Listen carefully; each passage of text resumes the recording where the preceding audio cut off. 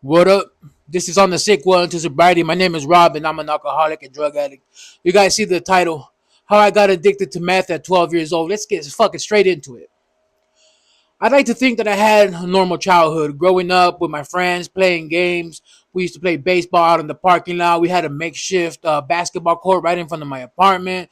Water balloon fights during summer. We used to shoot at each other with BB guns, throw rocks at each other. We used to make matagatos, bean shooters. All the normal kid shit that I like to think. And then one of my friends ended up moving away.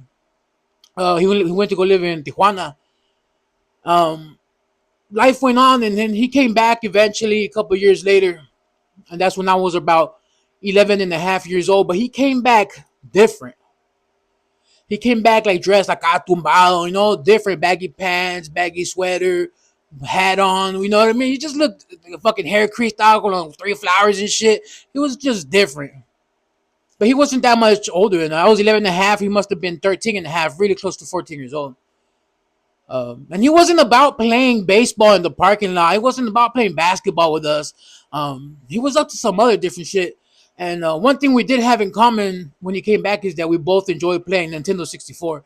And so I would go over to his house and play Nintendo 64. I'd stay his house. I mean, his apartment was right in front of mine.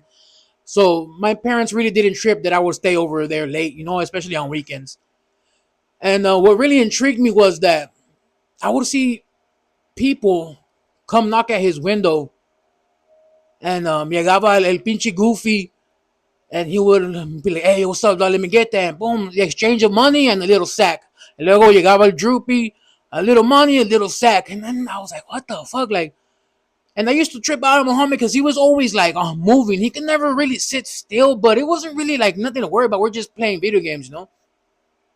And he was always taking apart electronics is what really tripped me out. That was like his number one thing. I remember in that time, we had computer speakers, and they run with the copper cable, and this motherfucker used to take copper wiring from everywhere that he could find it, and he would put it together, extend the fucking wiring from the computer speakers and put them in like surround sound and shit. And I was like, damn, my boy's about to be a sick ass electrician when he grows up.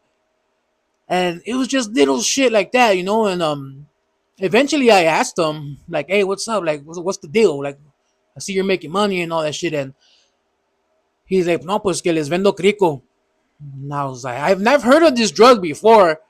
Unfortunately, at such a young age, right there where I'm from is just normal life. And so he got comfortable. My friend ended up getting really comfortable around me, where he started smoking out of a light bulb.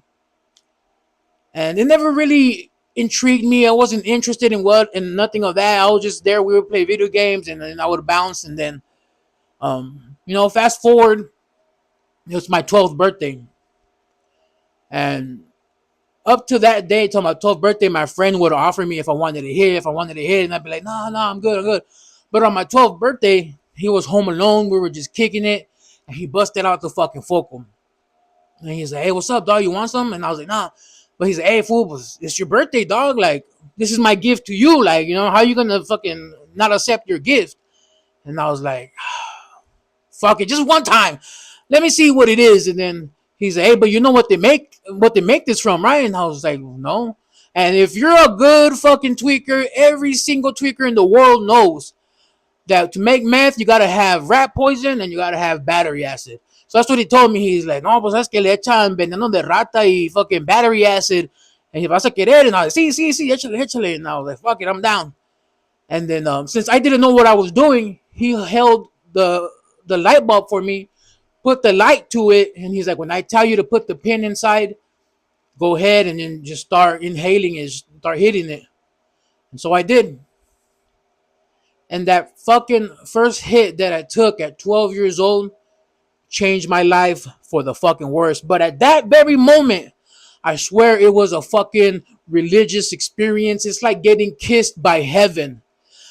Automatic rush from head to toes. Back in the day, I had hair. I felt my hair get like stand up like fucking Albert Einstein. I was just in the fucking zone. My fucking eyes were wide open. My conscience was on a different fucking level. And the best part about it was that I got to play Nintendo 64 for 48 hours straight. I did not have to go to the bathroom. I didn't even fucking blink. I didn't have to eat nothing. And but what kind of started giving me away is that I would go home, I would talk to my parents, and I couldn't stop fucking talking. And back in the day, everybody knows that if you're smoking that good crico, you talk a lot. And so I started burning myself out with my parents little by little. But it was a trip. It was definitely a learning experience. My friend taught me how to make focals. One time it tripped me out because we didn't have one. And he's like, "Hey, what, you think you can steal a light bulb from your house?" And I was like, "Yeah, we got plenty." I was like, "But I don't have the clear ones." And he just laughs at me and he's like, "You don't need to bring the clear ones, dog. Just bring a light bulb." He was like a fucking like the MacGyver smoker from Half Baked.